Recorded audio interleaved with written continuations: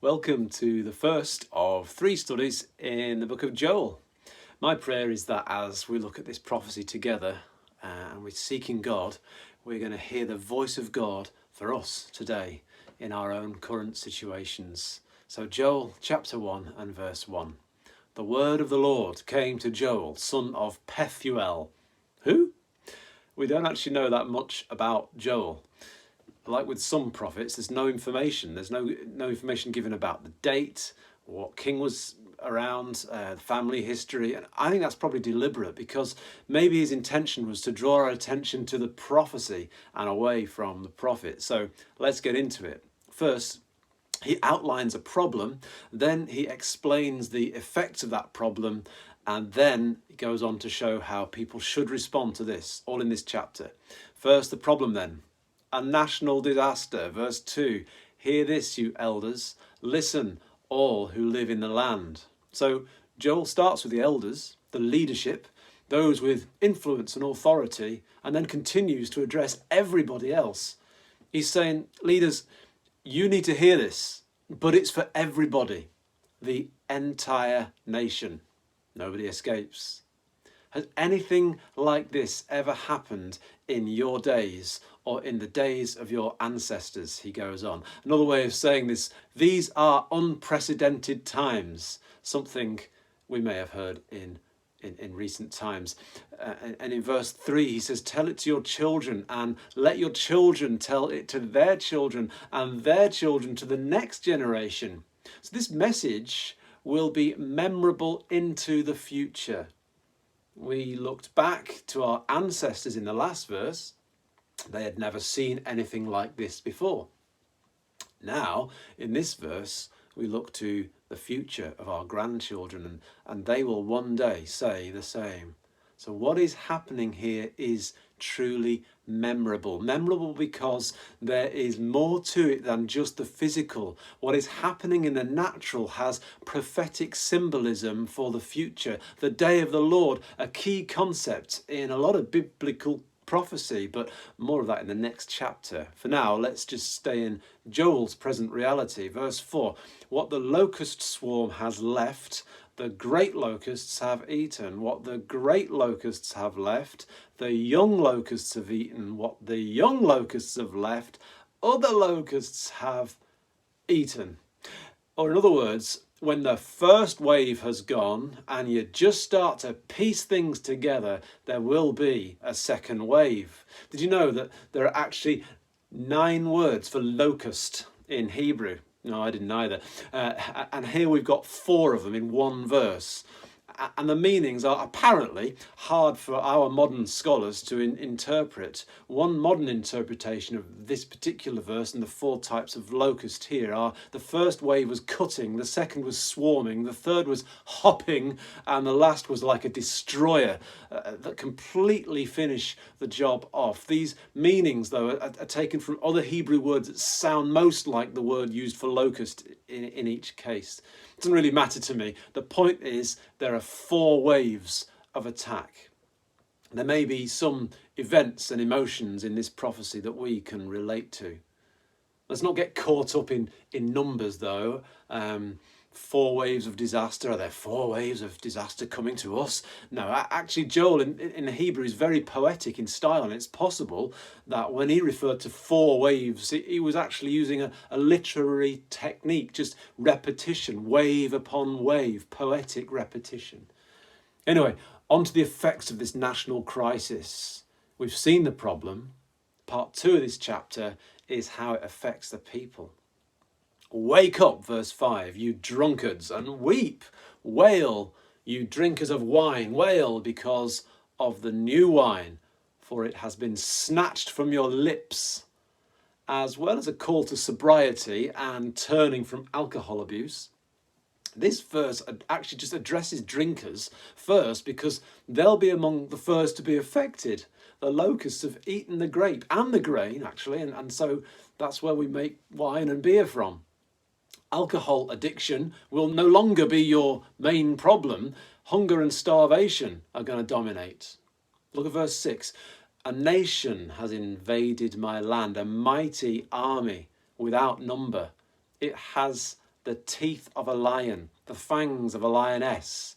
Not a real nation at this point, I don't think, just poetic language describing a devastating attack from locusts. It's been debated actually whether Joel's speaking here or whether it's God, because this is my land, the prophet identifying with his land. But the opening verse tells us that it's the word of the Lord. The word of the Lord came to Joel. So I like the idea that it's saying, it's God saying, this is my land. I'm affected by what's happening. Perhaps people had forgotten God and were beginning to think of the land as theirs. But the promised land was always God's. We need to have the same attitude about our own possessions, don't we? And the source of our income and fruitfulness. It all belongs to God. And God cares when it's devastated or destroyed. He sees the destruction. He knows and feels it when someone loses their job, their livelihood, their business. He's deeply concerned when locusts invade whatever form they might come in, whether it's redundancy, health issues, emotional breakdown, or even the breakdown of society. He sees it and he cares. Back to the invasion in the chapter, verse 7. It's laid waste my vines and ruined my fig trees. This is not wheat that can be grown and harvested in a year, but these are crops particularly that take decades before they bear good fruit. So the devastation will take a generation at least to be replaced. It has stripped off the bark and thrown it away, leaving their branches white. And that's not poetic exaggeration. This is what more recent locust attacks have been described as doing. They totally strip every leaf bare and go through the bark of plants, and they leave everything white. It looks like a wildfire has torn right through the fields. There is nothing left. These things are devastating. Verse 8, mourn like a virgin in sackcloth, grieving for the betrothed of her youth. Imagine the sadness of a young woman who's been anticipating her wedding day with joy and expectation, and she finds out her fiancé has died. The nation Israel is referred to as a virgin a few times in prophetic literature, and this thinking develops throughout Scripture actually until one day Jesus comes back for his bride, the church. But for now, in this story, we have a bride dressed in black as the nation Israel is suffering unimaginable sorrow. Verse 9. Grain offerings and drink offerings are cut off from the house of the Lord. The priests are in mourning, those who minister before the Lord. This devastation has reached every section of society, but the one area that is particularly of concern to the prophet is that his people can no longer worship the Lord as normal.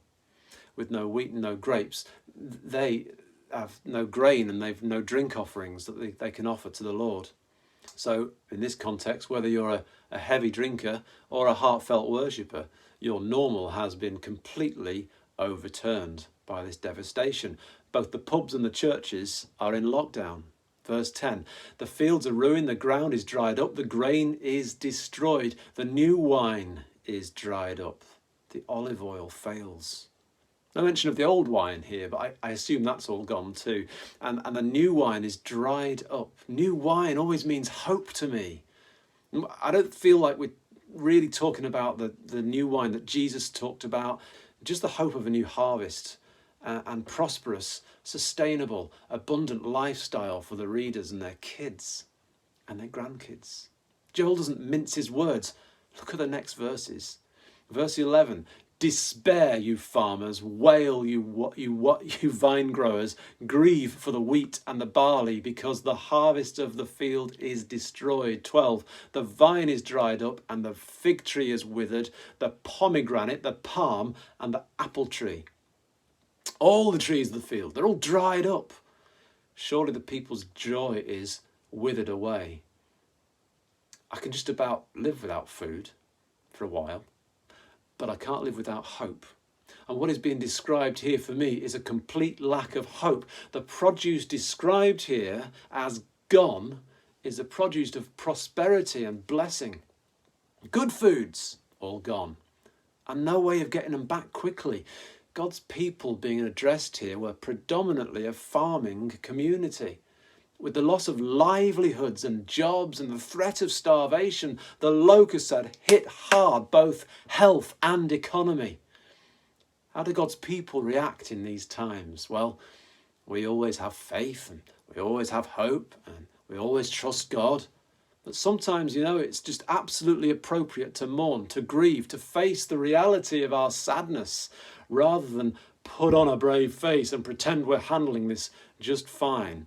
Yes, we are people of God, we're victorious, and we know that God is still on the throne, but truth be told, it's hard. Let's be real for a moment. These unprecedented times are tougher for some people than they've ever seen in their entire lives. You can hide your anxiety for so long, but at some point, something has to break. Why not get real with God right now and spare yourself the facade? Verse 13, put on sackcloth, you priests, and mourn. Wail, you who minister before the altar. Come, spend the night in sackcloth, you who minister before my God. For the grain offerings and drink offerings are withheld from the house of your God. Declare a holy fast. Call a sacred assembly. Summon the elders and all who live in the land to the house of the Lord your God, and cry out to the Lord. It may start in verse 13 with the priests, but by the end of verse 14, everyone's involved. And as Christians, we're a royal priesthood. We don't have to read far to get the point. Thanks to the blood of Jesus, we minister before the altar of God.